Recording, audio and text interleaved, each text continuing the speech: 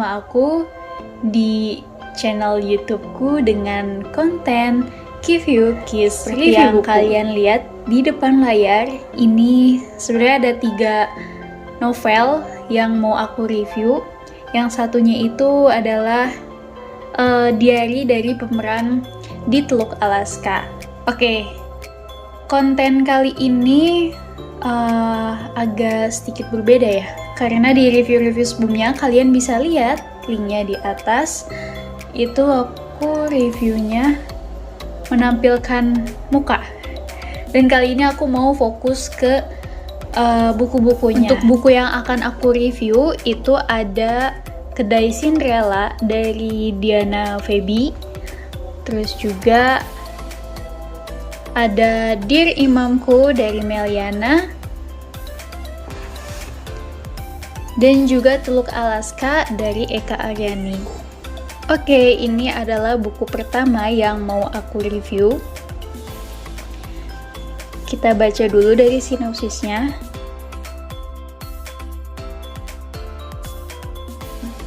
Awal aku membeli buku ini, aku kurang tertarik karena aku pikir ini tuh cerita kayak layaknya Cinderella yang tinggal bersama kedua saudara tirinya dan juga ibu tirinya, terus disiksa, lalu datang ke pesta dansa, bertemu dengan pangeran, tertinggal sepatunya, dan selesai.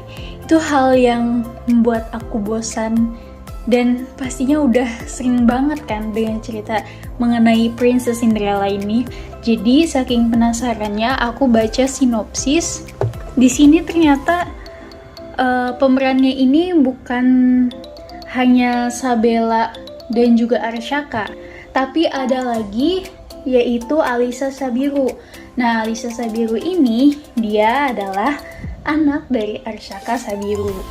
Jadi di awal ini merupakan kisah cerita dari Sabella Hashim atau sering disebut sebagai Bella, yang mana sebelum ibunya meninggal selalu teringat oleh kalimat, kita belajar dari Putri Cinderella, harus belajar bahwa kita harus yakin akan porsi bahagia kita nanti, selalu bersabar dan setiap tekanan dan ujian, menjadi baik kepada siapapun, termasuk orang yang pernah berbuat jahat kepada kita. Kalimat itulah yang pada akhirnya terus selalu diingat oleh Bella sampai ibunya meninggal, lalu ayahnya menikah lagi, dan dia mempunyai ibu tiri dan juga saudara tirinya. Ternyata Bella ini mempunyai kedai.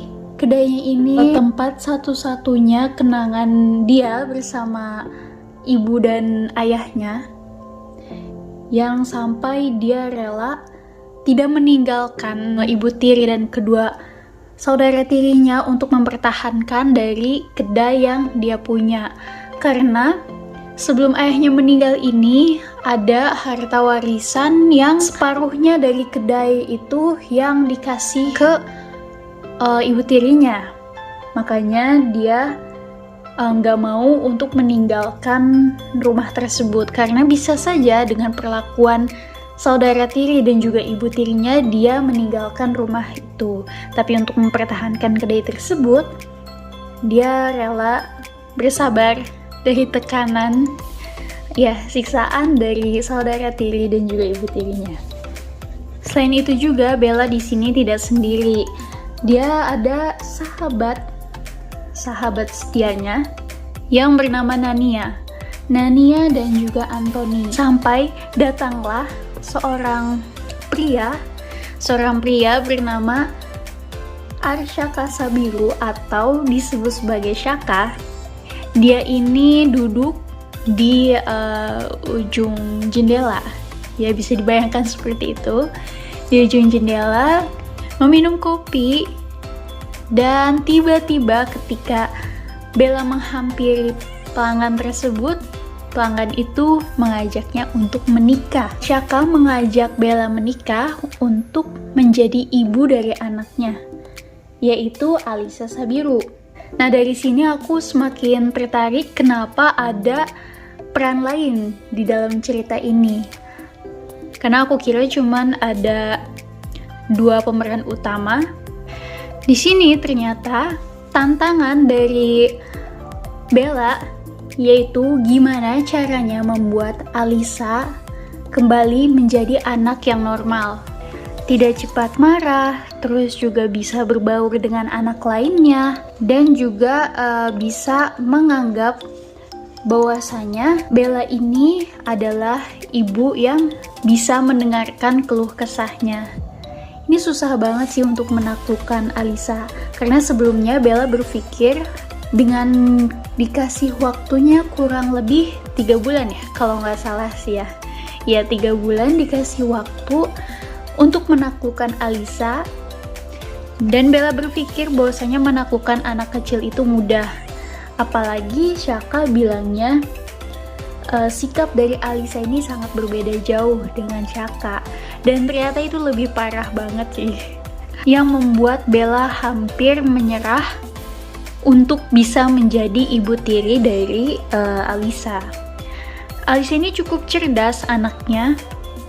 Dia mengeluarkan kata-kata kasar dengan bahasa yang tidak dimengerti. Malah yang aku dapat dari cerita ini bukan fokus ke Bella dan juga Shaka, tapi fokusnya itu ke Bella dan juga Alisa. Disinilah mulai munculnya misteri-misteri. Gimana sih cara Bella buat menaklukkan hati Alisa? Ternyata Alisa ini mengidap kleptomania. Kleptomania itu adalah gangguan kontrol impuls. Ini dorongan tak tertahankan untuk mencuri. Ya, pada saat itu ini ketahuan oleh Bella pada saat ia menghampiri Alisa ke sekolahnya.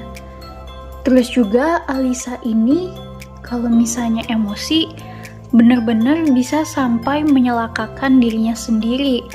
Jadi kalau udah emosi tuh benar-benar meledak gitu.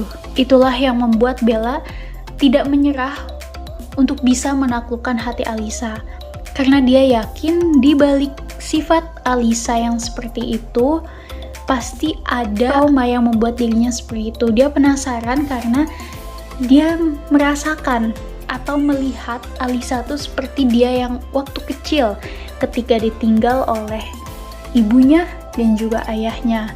Nah, Bella ini tidak mau Alisa merasakan hal yang sama seperti dirinya. Ia membuktikan bahwasanya ibu tiri tidak semuanya jahat. Walaupun dia membenci kata ibu tiri, tapi dia ingin membuktikan kepada Alisa bahwasanya tidak semua ibu tiri bersikap jahat. Ini sebenarnya kalau dibaca lebih asik sih ya, karena ini banyak banget. Nah, keseruan ceritanya kalian bisa lebih baca detailnya, kan ini seru banget. Ada 382 halaman, dan aku yakin gak akan boring sih, cuman mungkin boring di awal bacanya aja karena ini hampir sama kayak kisah Cinderella, tapi kesini-sininya ini banyak pelajaran yang bisa diambil.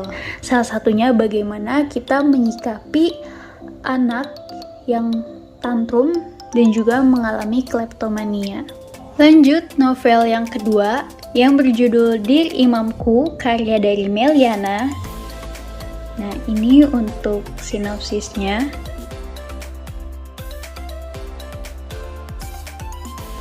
Nah, ini novel romance. Jadi Haris itu adalah seorang dokter dan Alisa adalah murid SMA yang mereka ini udah tunangan dari awal ceritanya. Jadi tidak ada perjodohan ya di novel ini, karena langsung to the point bahwasanya pemeran utamanya ini udah tunangan.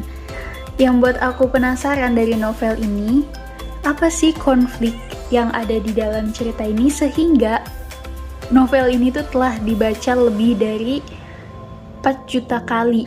Awal mula cerita ini tuh Chris, ini cowok yang sangat-sangat cuek dan dingin, berbanding terbalik dengan sifat Alisa yang manja. Konfliknya ini tuh lebih ke tentang dendam dendam yang bisa menimbulkan kematian. Ya, misteri dari kematian dari sahabat Alisa yaitu Aisyah hanya karena kebencian yang tercipta oleh seseorang yang bernama Dina di sini. Nah, setelah keduanya menikah, justru tiba-tiba Aisyah menghilang, bahkan dikabarkan meninggal tanpa sebab. Dan kematiannya inilah yang menjadi teka-teki. Ternyata Haris ini dia mempunyai pasien bernama Dina yang suka juga dengan dokter Haris. Karena Dina tidak bisa mendapatkan Haris, lalu tidak bisa balas dendam kepada Alisa karena selalu dijaga oleh Haris. Akhirnya dia balas dendam ke orang tercinta dari Alisa yaitu Aisyah. Setelah Dina terbukti bahwasanya dia yang membunuh Aisyah, dia dimasukkan ke penjara dan ternyata ada lagi penjahatnya ini. Tanpa disangka, tokoh yang jahatnya itu adalah sahabat dari Haris yang bernama Lida. Bukan karena dia menyukai Haris, tapi karena dia ingin membalas dendam kepada Haris akibat kematian dari ayahnya. Dia menyangka bahwasanya Haris ini malpraktek, padahal dia sudah melakukan yang terbaik untuk menangani pasien-pasiennya, termasuk ayah dari Lida. Tapi Lida masih tidak terima dengan kematian ayahnya dan menyalahkan Haris. Nah, kalau di akhir-akhir ini tuh curhatan buku diari dari Aisyah, kenang-kenangan Alisa dengan Aisyah, sampai akhirnya Alisa berhijab. Oke, dan ini untuk novel terakhir.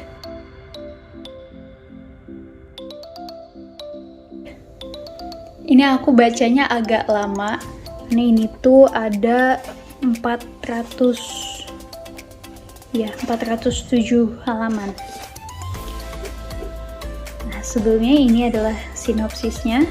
Dari awal aku penasaran, kenapa sih kok dibully si ceweknya, emang culun banget gitu ya. Untuk Alisternya juga bukan tipe cowok yang terlalu cuek, lalu dingin, ya pokoknya yang kayak tokoh sebelumnya, enggak. Tapi dia ini cowok yang awalnya dia emang udah baik, tapi karena terpengaruh oleh teman-temannya sampai dia dijuluki penguasa sekolah. Untuk teman-temannya ini ada Iqbal adalah sepupu dari Anastasia. Terus juga ada Andra, Alana, dan juga Tasya.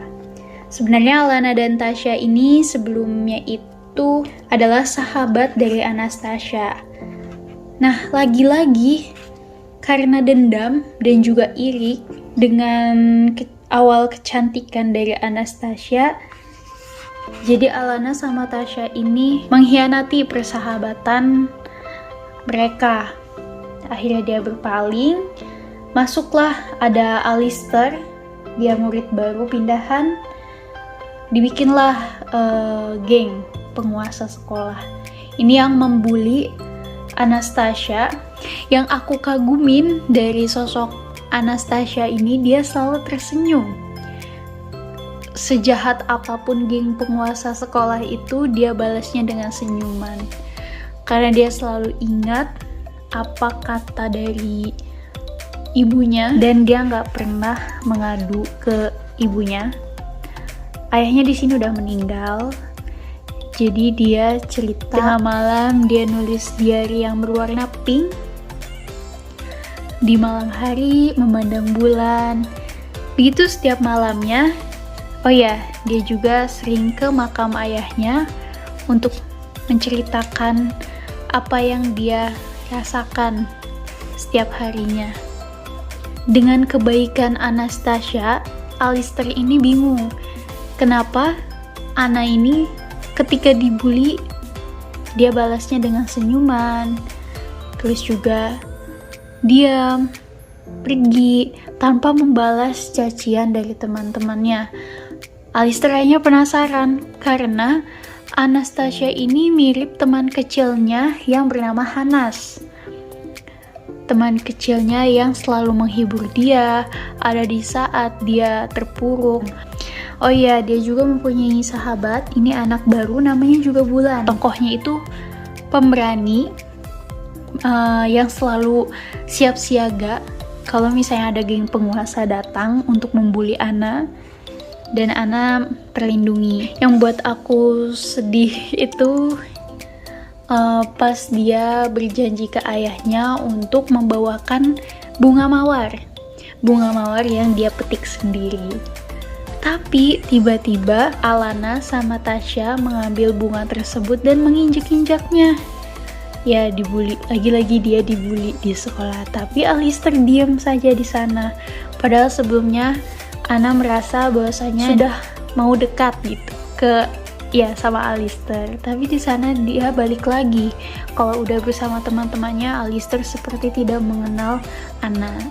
Dia menangis sampai akhirnya dia ke makam ayahnya dan ternyata dibuntuti oleh Alistair. Alistair membuntuti, terus juga dia ikutan tersentuh oleh curhatan anak di pemakaman ayahnya.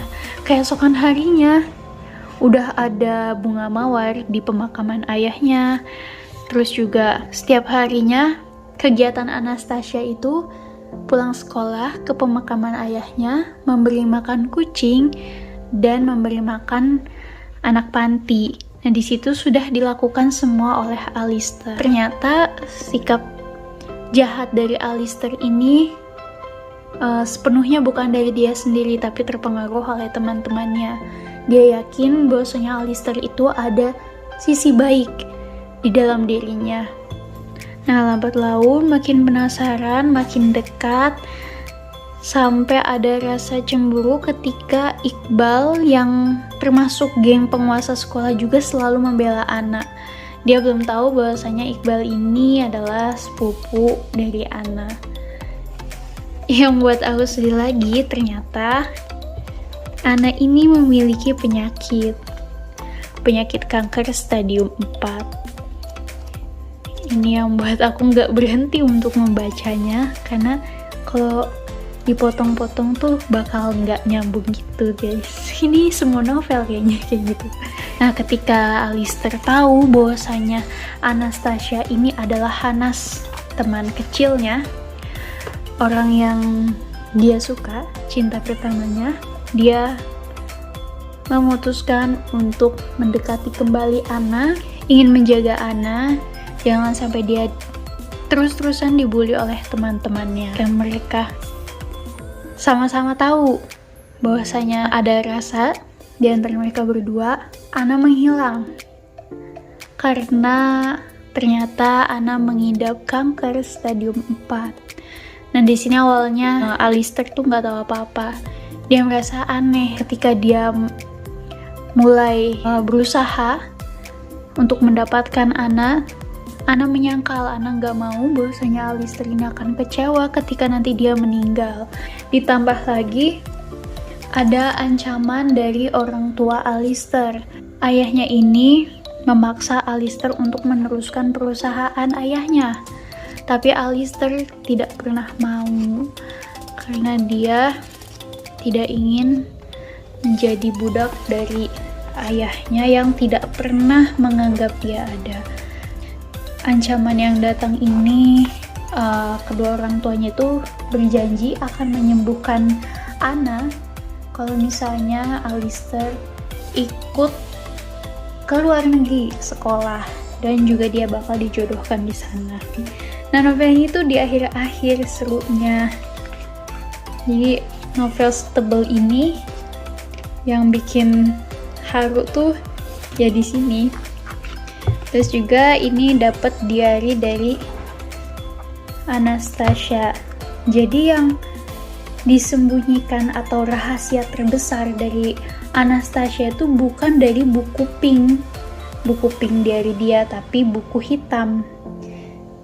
Ya, dia dinamakan Teluk Alaska. Oke, sekian untuk review kali ini. Semoga next video lebih menarik lagi. Sampai jumpa.